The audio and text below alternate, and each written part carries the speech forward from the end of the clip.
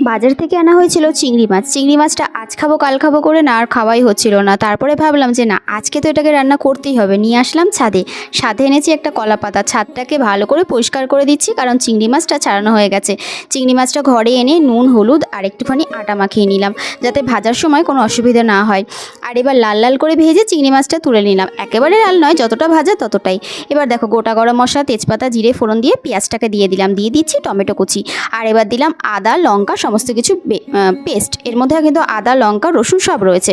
দিয়ে এবার সমস্ত গুঁড়ো মশলা দিয়ে দিলাম এক এক করে। দিয়ে এবার ভালো মতো কষিয়ে অল্প একটু জল দিয়ে এবার দিয়ে দিচ্ছি মাছটা। এটা কিন্তু তোমরা চিংড়ি মাছের কালিয়াও বলতে পারো বা চিংড়ি কষাও বলতে পারো। ভীষণ সুন্দর টেস্টি হয়েছিল খেতে। এবার সব মাছগুলোকে দিয়ে দিলাম। ফুটে উঠেছে। নামানোর আগে একটু গরম মশলা দিলাম, একটু সামান্য চিনি তোমরা দিলেও দিতে পারো।